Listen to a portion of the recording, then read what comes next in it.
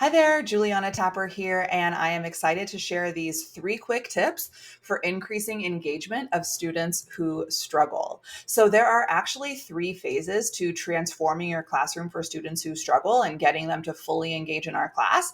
And they make up my CARES Math Achievement Framework exclusive to Math Engagement Academy. And phase one is all about student engagement, and it's where you focus on intentional classroom community and active participation structures that have an entry point for all students.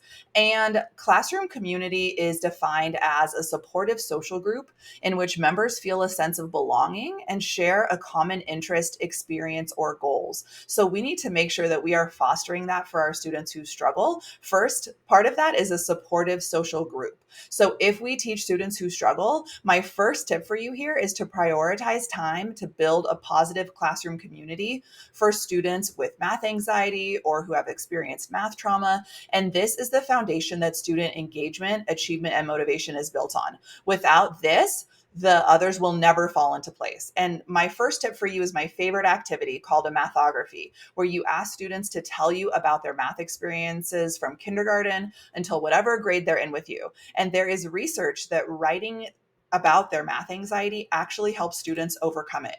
And the mathography is just one of many activities that I have personally tried and tested in my own high school math intervention classroom to help build that safe community. There are 9 that I have identified that really helped my students to overcome that math anxiety. And you can get them all inside my classroom community building bundle that's going to be available on Thursday during our early teacher appreciation week of daily deals if you're interested.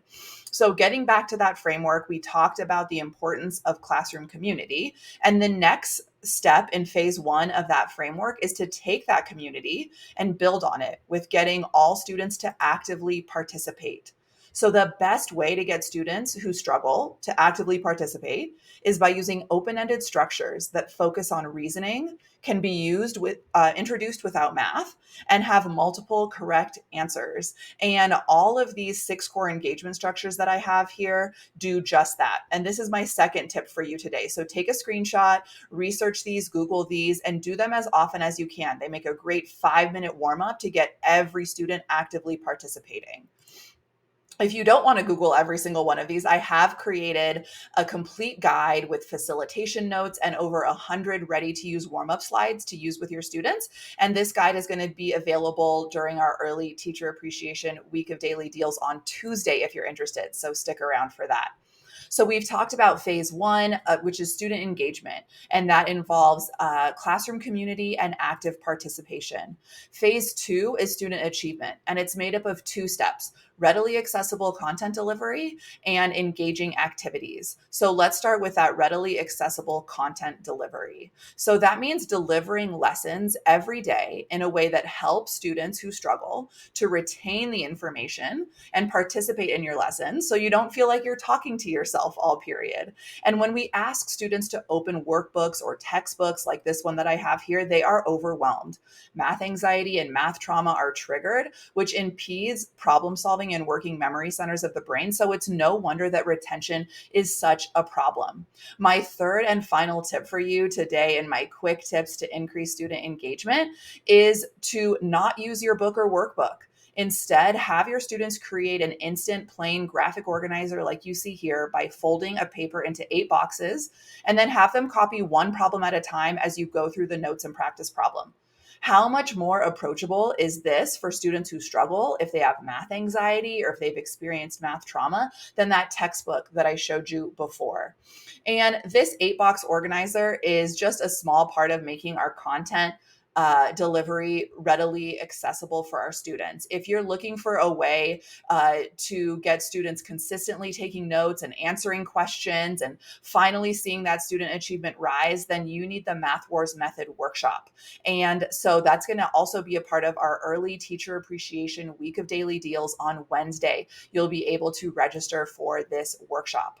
The second part of phase two is engaging activities. And I share more about that inside of Math Engagement Academy. And then finally, phase three is student motivation, where we have to have those other parts, the phase one student engagement, the phase two student achievement, and then we're ready to work on our student motivation by tackling our assessment policies. And I actually think that the secret sauce to motivation is getting rid of the 0 to 100% grading system and switching to a mastery based grading rubric and grading technique that will lighten your grading load and actually motivate your students.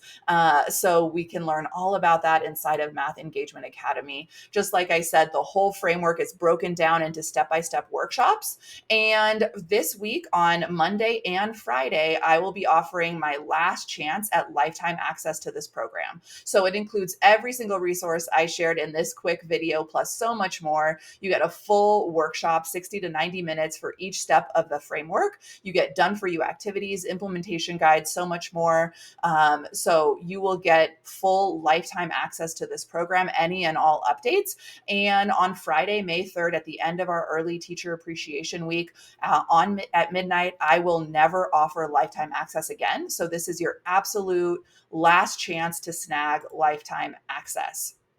Just to review our three quick tips for increasing engagement of students who struggle. First, you want to build a safe community with activities like a mathography to get students to share about their math pass. You also want to use the 6 core engagement structures as a warm up as often as possible to get all students actively participating. And finally, you want to make your content readily accessible for your students by stepping away from the book or workbook and using an 8-box blank graphic organizer to keep math anxiety at bay. And just a reminder that my early teacher appreciation week starts Monday, the 29th, and you don't want to miss it. So if you have any questions, make sure to send me an email. See you during early teacher appreciation week.